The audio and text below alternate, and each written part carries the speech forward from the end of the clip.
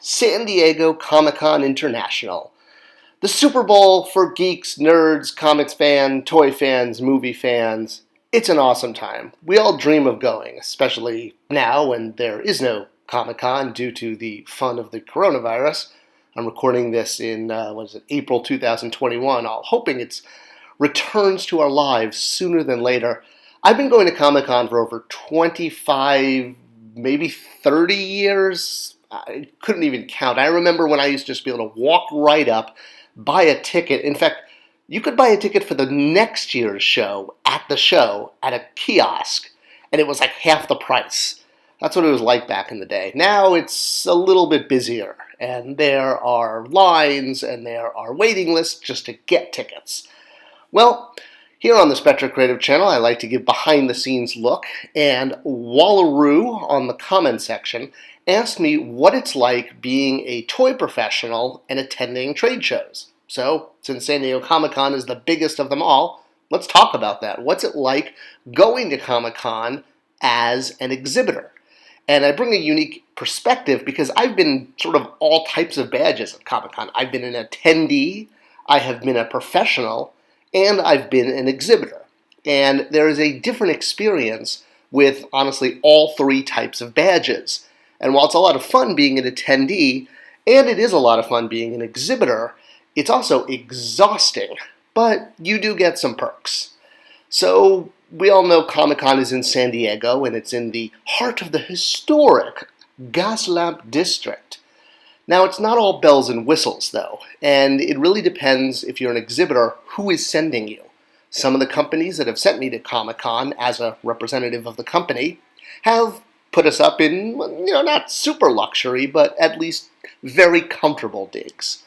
Other companies I've worked for that have sent me to Comic-Con have spared little expense or almost no expense and put us up, 40 miles from the convention center and required us to carpool in just to save on Uber fares. So, what's it like going there, and what's it like when someone pays for your trip to go to Comic-Con? Well, when I used to be an attendee with my friends Brian and Greg, and we would drive down every year from Orange County where we went to high school, we used to look at the Marriott and say, that's where we're going to be when we've made it. We'll know we've made it when we get to stay at the Marriott because, we used to sleep in our cars or, 40 miles away. And the Marriott is a very nice hotel. The rooms basically look like this. And after a few years of going, I definitely learned why this was the hotel to ask to be at.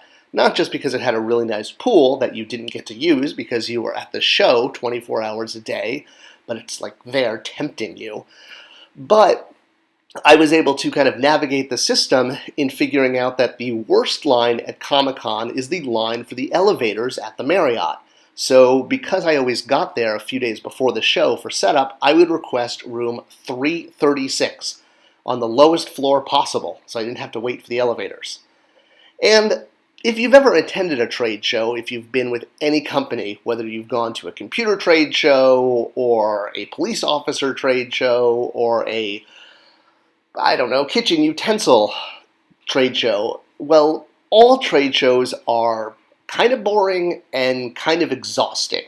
Yes, San Diego Comic-Con is a little bit different because for us, it's, really, you've got all these flashing lights and really cool things that you're looking at. I mean, literally flashing lights, but, new movies, new toys. As an exhibitor, though, it's a little different. It's more like going to any regular business trade show, which basically means you're getting absolutely no sleep, you're on your feet constantly. And at Comic-Con specifically, for someone like me who used to be an attendee, it's kind of like being trapped in paradise, because here you are at the show that you used to take work off to go to. It's like being in Willy Wonka's chocolate factory and being in the candy room, right? The one when they first walk into the factory, when a Glustus falls into the chocolate river, that scene, And everything looks great, but you're not allowed to eat or drink anything because you're on duty, and you basically have to be on, and you're working. So it's kind of this catch-22. You're more or less chained to the wall because at your booth. Hopefully your company has a large booth, which means you can walk around, or if it's a small booth, you're literally behind a table the whole time. And everything you want to do is just out of reach. You can't get to it because you're at the table the whole time. So the frustration and the exhaustion of going to a trade show is quadrupled by the fact that as a toy fan myself, you really want to go see everything. Not to mention the fact that you're talking all day because you want to meet people and you want to be kind and you want to say hi, but boy, do you lose your voice because you are literally on constantly. And while you're talking, you also have to keep all of these secrets because there's things you can't talk about, things that are proprietary for your company. So you have to balance that. Not to mention all of the samples you have to set up because, well, for me, I wanted to make sure the displays looked as best as possible, so I was very hands-on. And when it comes to something like a fan panel, again, dream come true to get to run a fan panel, and I've got to run quite a few, but the logistics and the work that it takes to put this together is mind-boggling, especially when it's one show only. You're doing all this work for 90 to maybe a couple hundred people, I mean, unless you're in Hall H, and the approvals to get something like this done. Not only do you have to get approval from your company, and that means like every slide, but all of your licensors have to approve their slides. And this could take weeks, so preparing the panel just takes so much time. And one of the biggest eye-openers for me going there is realizing, honestly, no matter what company I was with, how much my coworkers kind of didn't want to be there. Yes, they were all, excited that they got to work in the toy industry, but as I've said in many videos, it's kind of unique to have someone in the toy industry who's also a collector. So for most people going, the convention is just a boring convention, and honestly, a lot of them can't believe they have to be here with these nerds in costume and are almost too embarrassed. Not to mention the fact that it's constantly hurry up and wait, whether you're waiting for pallets to arrive during setup or you're waiting for the boxes at the bitter end, having to stay through the entire show, and I mean like Sunday night cleaning up after you've been on for 7 days straight. It is the most exhausting week of the entire year, not to mention the amount of energy that I'm constantly having to be on. And when you reach Sunday and you're finally picking up your toys and boxing them away, of course, having to account for every accessory and make sure everything gets, all the ones that are not actual final product and are prototypes, so they're very fragile, so they all have to be wrapped in bubble wrap, which just takes hours and hours. Now, of course, there are wonderful things about being an exhibitor. One of the best is that you get to go anywhere you want, whenever you want. You get early access. You get to walk into the show when nobody is there and just feel the air conditioning. That's one of my favorite things. And you do meet celebrities.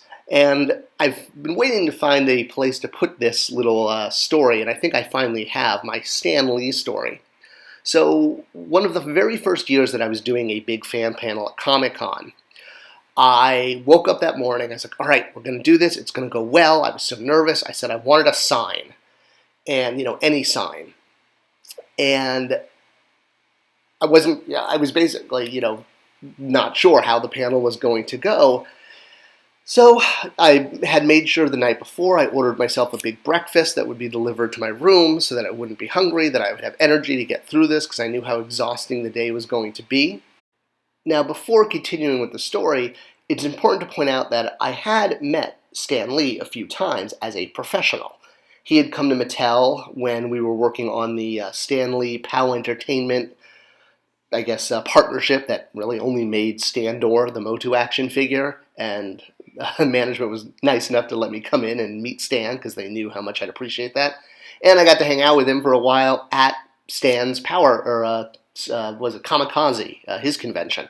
So I'd met him a few times. So lo and behold, when I put my breakfast outside my room, I open my door, and there is Stan Lee with a newspaper. And I was like, what the heck is going on? Like, am I completely, on candid camera or having a delusion or something? This is Comic-Con, the chance of Stan Lee being outside your door. He looks at me and he hands me my newspaper and says, I think this is yours. I was like, what, Stan Lee delivering newspapers at Comic-Con? Then it dawned on me after I shut my door and opened it again and looked in the hall, and he went to the next door and took a paper. Stanley was trying to steal my newspaper. Stanley was trying to take my newspaper. What a sign that was. And I was trying to say to him, Stan, hi, it's me, Scott Neitlich. We've met at Mattel. I work on the Standor figure, and I think he kind of got it, but he was focused on getting a newspaper. So I kind of quickly shut my door. But after seeing him when I reopened my door, walking down the hall and picking up my neighbor's newspaper from their door, someone must have forgotten to deliver the newspaper to his door. So I was pretty honored that Stan was taking my newspaper. It was definitely the sign I was looking for. I said, okay, if Stanley was at my door when I opened it in the morning, then it's going to be a great day. And while it was exhausting, and every day being an exhibitor at Comic-Con is way more exhausting than being an attendee, I also know how lucky I am, and I feel so blessed to have had companies that sent me, that allowed me to present toys to fans and let me do what I love the most. And I'm so grateful for that, for all the companies. And that's what it's like, being an attendee and an exhibitor at these shows. Let me know what you think. Leave a comment. Leave a subscription. It tells YouTube to share this with other people. And that's what it's all about, sharing fun toy stories. Thanks for watching.